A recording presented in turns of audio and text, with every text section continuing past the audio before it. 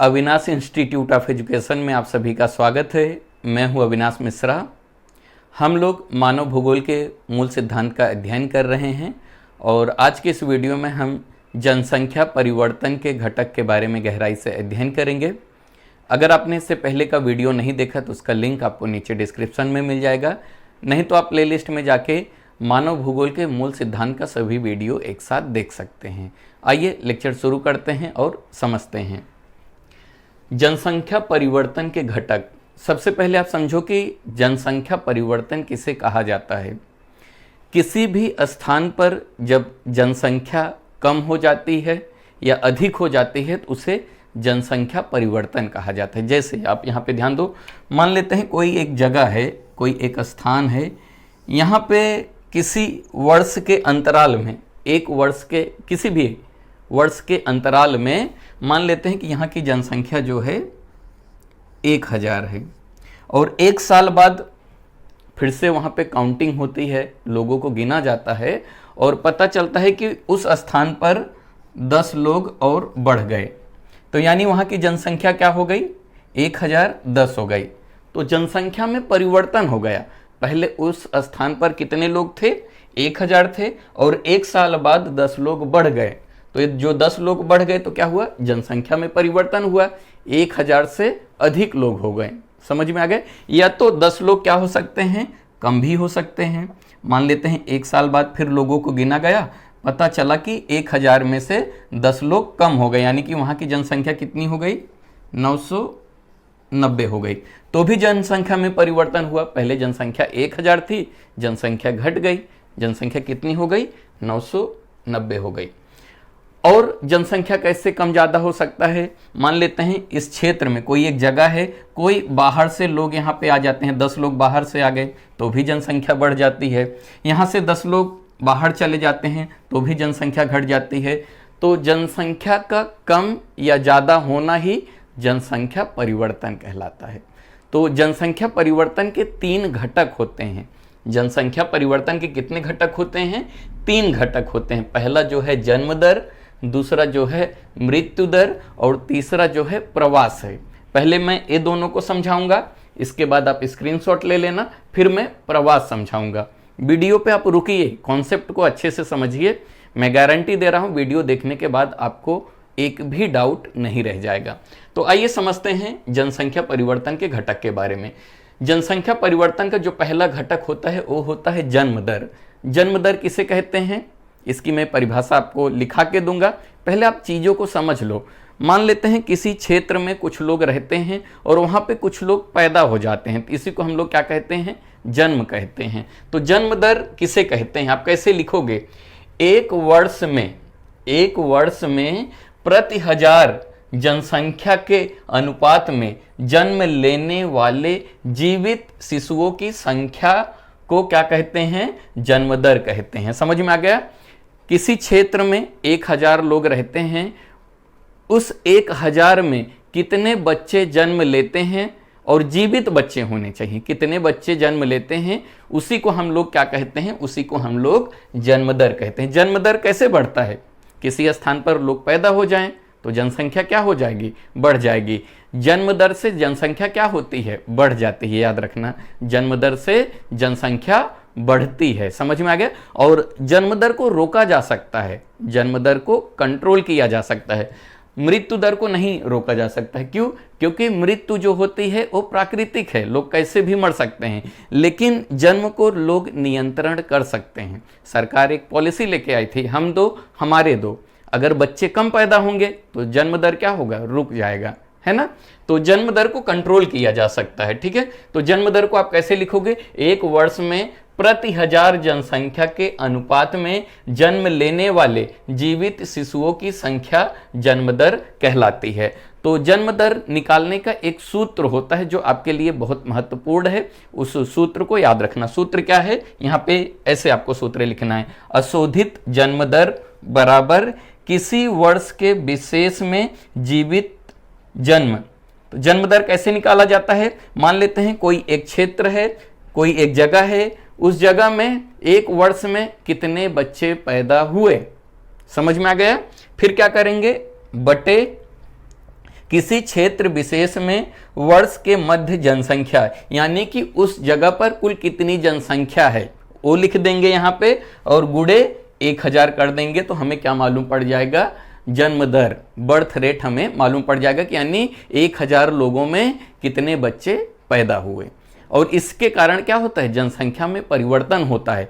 जन्म दर के कारण क्या होता है, जनसंख्या में परिवर्तन होता है। जैसे मैंने आपको पहले बताया, किसी क्षेत्र में 1000 लोग रहते हैं, 1000 में 10 बच्चे क्या हो गए, पैदा हो गए, तो जनसंख्या में परिवर्तन हुआ। पहले 1000 थे, 10 लोग और बढ़ गए, जनसंख्या में परिवर्तन हुआ। जन्म दर को क्या किया जा सकता है, कंट्रोल किया जा सकता है, जन्म दर को नियंत्रित किया जा सकता है, लेकिन मृत्यु दर को नियंत्रित नहीं किया जा सकता है। ठीक है, अब मृत्यु दर क्या होती है आप इसको समझो। जैसा जन्म दर है वैसे ही मृत्यु दर है। जन्म दर क्या करती है, जनसंख्या बढ़ाती है, और मृत्यु दर क्या करती है, जनसंख्या घटाती है। जब 1000 व्यक्तियों में, मान लेते हैं 1000 व्यक्तियों में 10 लोगों की मृत्यु हो जाएगी तो जनसंख्या क्या हो जाएगा, 1000 से 990 हो जाएगा, यानी जनसंख्या कम हो जाएगा। मृत्यु दर क्या करती है, जनसंख्या को कम करती है। और मृत्यु दर को रोका नहीं जा सकता, वो प्राकृतिक होती है, लोग अपने आप से मरते हैं। ठीक है, तो मृत्यु दर क्या होती है, ध्यान दो, 1 वर्ष के कालावधि में प्रति 1000 जनसंख्या के अनुपात में मृत व्यक्तियों की संख्या मृत्यु दर कहलाती है। 1000 लोग में कितने लोग मरते हैं उसे ही हम लोग क्या कहते हैं, मृत्यु दर कहते हैं। और मृत्यु दर निकालने का एक सूत्र है, वो क्या है, अशोधित मृत्यु दर बराबर किसी वर्ष विशेष में मृतकों की संख्या, यानी किसी क्षेत्र में कितने लोगों की मृत्यु होती है, 1000 जनसंख्या में कितने लोगों की मृत्यु होती है वो लिखोगे, और उस जगह पर कितनी जनसंख्या होती है वो लिखोगे। उस वर्ष के मध्य में अनुमानित जनसंख्या यानी कुल कितनी जनसंख्या वो लिखोगे, और गुणे 1000 कर दोगे तो क्या हो जाएगी, मृत्यु दर निकल जाती है। जन्म दर और मृत्यु दर के कारण क्या होता है, जनसंख्या में परिवर्तन होता है। और जनसंख्या में परिवर्तन होने का एक घटक और है जिसे हम लोग प्रवास कहते हैं। पहले आप इसका स्क्रीनशॉट ले लो, फिर मैं आपको प्रवास समझाता हूं। ठीक है,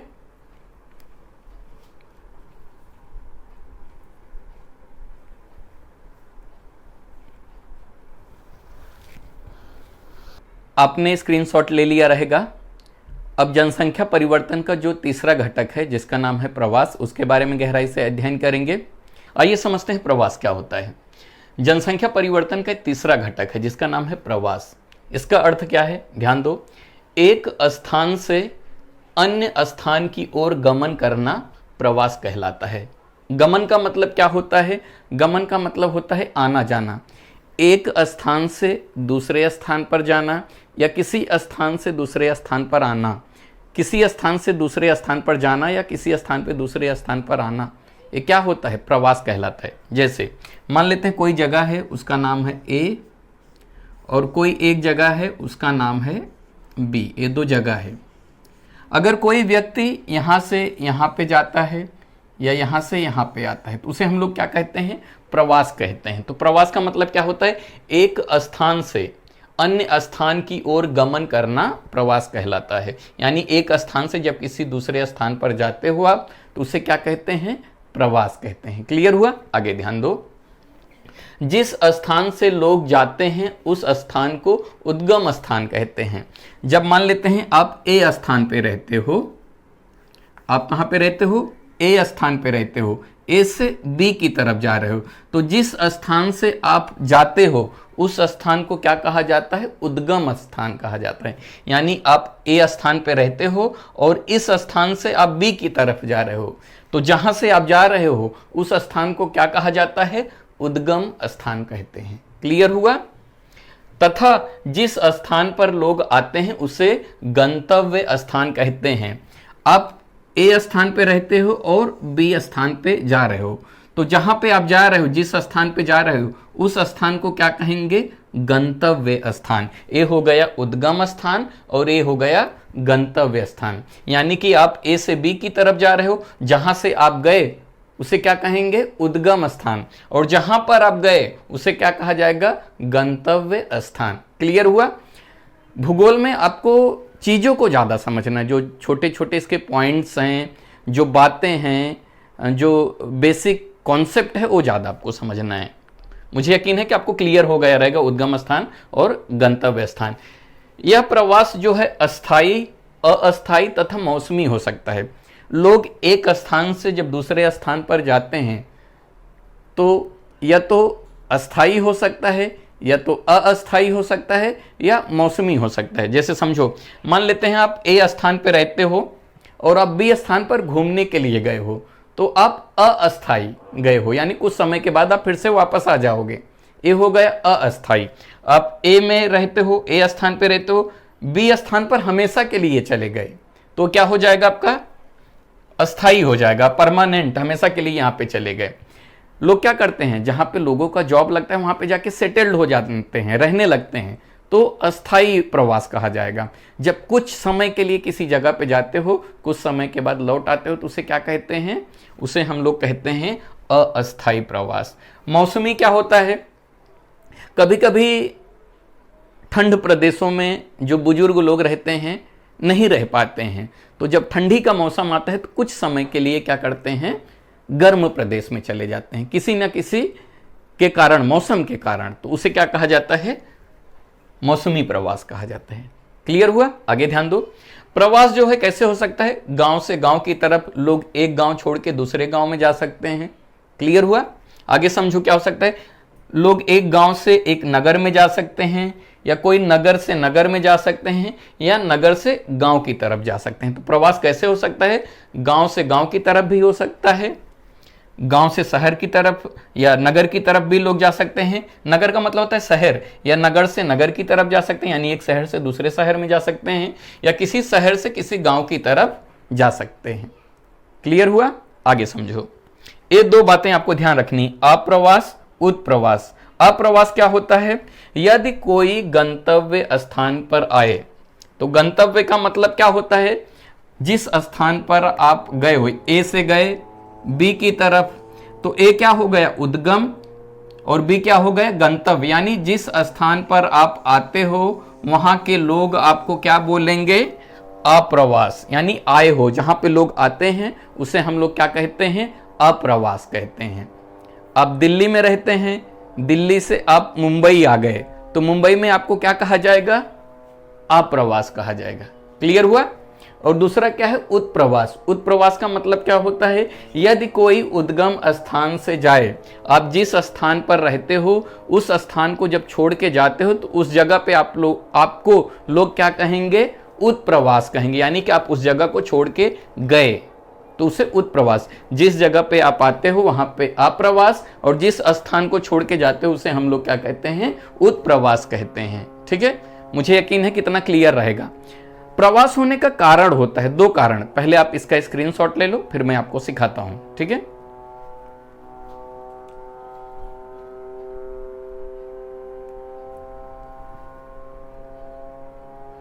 आपने स्क्रीनशॉट ले लिया रहेगा। अब हम समझेंगे कि प्रवास करने का कारण क्या होता है, क्यों लोग एक स्थान पर छोड़कर दूसरे स्थान पर चले जाते हैं। तो आइए समझते हैं प्रवास को प्रभावित करने वाले कारक। तो प्रवास को प्रभावित करने वाले दो कारक होते हैं, पहले को कहते हैं प्रतिकर्ष कारक और दूसरे को कहते हैं अपकर्ष कारक। तो सबसे पहले हम समझते हैं कि प्रतिकर्ष कारक क्या होता है, यानी कि जिस स्थान पर लोग रहते हैं उस स्थान को छोड़ने का क्या कारण है, उसी कारण को हम लोग क्या कहते हैं, प्रतिकर्ष कारक कहते हैं। और अपकर्ष कारक का मतलब क्या होता है, जिस स्थान पर लोग जाते हैं किस कारण जाते हैं उसे हम लोग क्या कहते हैं, अपकर्ष कारक कहते हैं। तो आइए समझते हैं प्रतिकर्ष कारक क्या होता है। बेरोजगारी, जिस स्थान पर लोगों को जॉब नहीं मिलता, नौकरी नहीं मिलती, तो लोग क्या करते हैं, उद्गम स्थान, यानी जिस स्थान पर रहते हैं उस स्थान को छोड़कर दूसरे स्थान पर चले जाते हैं। दूसरा कारण क्या है, रहन सहन की निम्न दशाएं, लोगों का जो लिविंग थिंग है, जो रहन सहन है वो अच्छी नहीं है, यानी कि लोग वहाँ पे थोड़ा गरीबी में रहते हैं, इसके कारण क्या करते हैं, लोग उद्गम स्थान को छोड़कर दूसरे स्थान पर चले जाते हैं। राजनीतिक उपद्रव, जिस स्थान पर राजनीतिक उपद्रव रहता है, झगड़े होते रहते हैं, मारपीट होते रहते हैं, शांति नहीं होती है जिन क्षेत्रों में राजनेताओं के कारण, तो उस स्थान को लोग क्या करते हैं, छोड़ के चले जाते हैं। या प्रतिकूल जलवायु हो। अनुकूल और प्रतिकूल दो अलग अलग चीजें होती हैं। प्रतिकूल मतलब खराब, जहां की जलवायु खराब होती है लोग उस स्थान को छोड़कर दूसरे स्थान पर चले जाते हैं। प्राकृतिक विपदाएं या प्राकृतिक आपदाएं, जिस स्थान पर भूकंप, बाढ़, ज्वालामुखी ऐसी प्राकृतिक आपदाएं आती रहती हैं तो लोग क्या करते हैं, उस स्थान को छोड़कर दूसरे स्थान पर चले जाते हैं। या महामारी आ जाए, या सामाजिक आर्थिक पिछड़ापन हो, समाज पीछे हो, पैसे में लोग पीछे हो, तो लोग क्या करते हैं, लोग उद्गम स्थान को छोड़कर किसी नए स्थान पर चले जाते हैं। इसे हम लोग क्या कहते हैं, प्रतिकर्ष कारक। अब देखेंगे अपकर्ष कारक। क्यों लोग उद्गम स्थान को छोड़कर गंतव्य स्थान पर जाते हैं, ऐसे क्या कारक है या क्या कारण है। काम के बेहतर अवसर, जिस स्थान पर लोग जाते हैं उनको क्या होता है, काम बढ़िया से मिल जाता है, उनको जॉब मिल जाता है। रहन सहन की अच्छी दशाएं, जब लोग अच्छे पैसे कमाएंगे, लोगों के पास अच्छे पैसे आएंगे तो लोगों का जो लिविंग थिंग है, रहन सहन, उसमें परिवर्तन होगा। लोग अच्छे कपड़े पहनेंगे, अच्छा खाना पीना होगा उनका, ठीक है। शांति व स्थायी जहां पे रहता है लोग उस स्थान पर चले जाते हैं। जीवन व संपत्ति की सुरक्षा जहां पे होता है लोग उस स्थान पर चले जाते हैं। जहां की जलवायु जो है अनुकूल होती है लोग उस स्थान पर चले जाते हैं। तो लोग क्या करते हैं, गंतव्य स्थान पर क्यों जाते हैं, ये सब कारण है, ठीक है। आपको समझ में आ गया रहेगा प्रतिकर्ष कारक क्या है, अपकर्ष कारक क्या है। मुझे यकीन है कि आपको ये टॉपिक काफ़ी अच्छे से समझ में आ गया रहेगा। वीडियो कैसा लगा कमेंट करके ज़रूर बताइएगा। अगर अभी तक इस चैनल को आपने सब्सक्राइब नहीं किया तो कर लीजिए। अगले वीडियो में हम मानव भूगोल के मूल सिद्धांत की कुछ अवधारणाएं हैं उसके बारे में गहराई से अध्ययन करेंगे। वीडियो देखने के लिए धन्यवाद।